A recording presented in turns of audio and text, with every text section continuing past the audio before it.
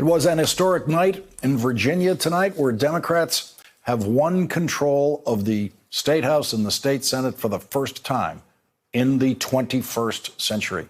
Let's go to Steve Kornacki for a look at what's happening in Virginia tonight. Steve. Yes, Lawrence. So let's take you through the math on this in terms of the House of Delegates coming into tonight. This is what the balance of power looked like in Virginia.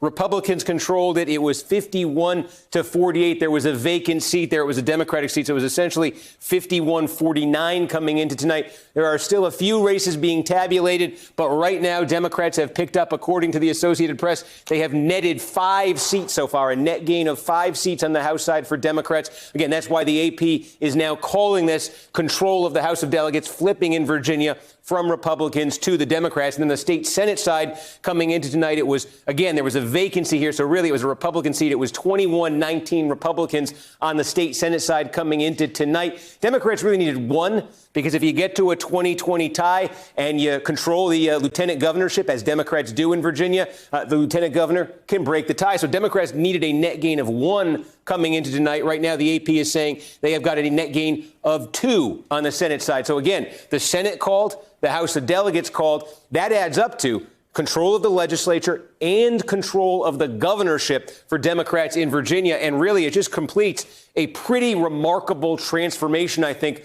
of the state of Virginia, of the politics of the state of Virginia. Lawrence, certainly you know as well as anybody, going back decades, Virginia was thought of as a Republican bastion. These are Republican presidential winning margins in Virginia starting in 1968. And you just see an ocean of red here. It flipped in 2008 to Barack Obama, stayed with Obama in 2012, was right on sort of the national average there. In 2016, Hillary Clinton won it again. I think folks look at 2020 and they say the Democrats heavily favored to win Virginia in 2020. Whoever it is, Democrats control the governorship, Democrats control the legislature.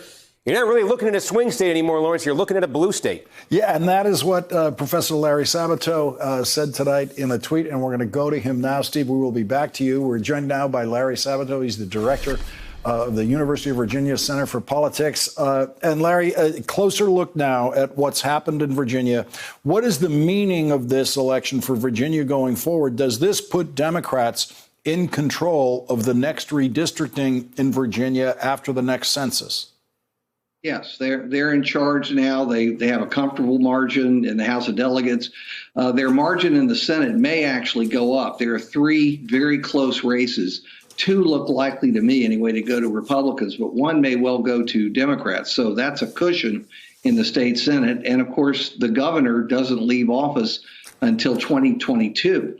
Or January 2022, and the redistricting will be done in 2021. So this is a tremendous gain for Democrats. And as Steve was saying, it's hard to believe that the Democrats control everything in Virginia, absolutely everything, from a majority of the House of Representatives delegation, both Senate seats, governor, lieutenant governor, attorney general, and now both houses of the state legislature. And one of the elements of the degree of difficulty tonight is that the Democrats were running in districts that were actually drawn by Republicans during the last redistricting. And so they were drawn to heavily favor Republicans, which they did. And so this took everything the Democrats had to pull this off. That's absolutely true. They did get a break in the summer when the courts ordered a redrawing of a few districts in the House of Delegates, and it favored Democrats substantially. So they got a break there. They actually might have won the House of Delegates even without those breaks. But in the future, given the fact that Democrats will redraw the lines in 2021, I think you can look to the Democratic margin increasing. And Larry, a quick word about what we're seeing in Kentucky tonight. President went down there last night. He nationalized the race. He put himself on the ballot in Kentucky. He put impeachment on the ballot in Kentucky. The Republican advertising and campaign put Donald Trump and put impeachment on the ballot in the Kentucky governor's race. And it was a very bad night for the Republicans.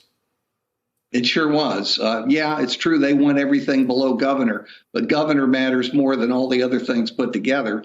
And Trump put his reputation on the line. He picked Kentucky for the election eve visit because he thought he could have the most influence there.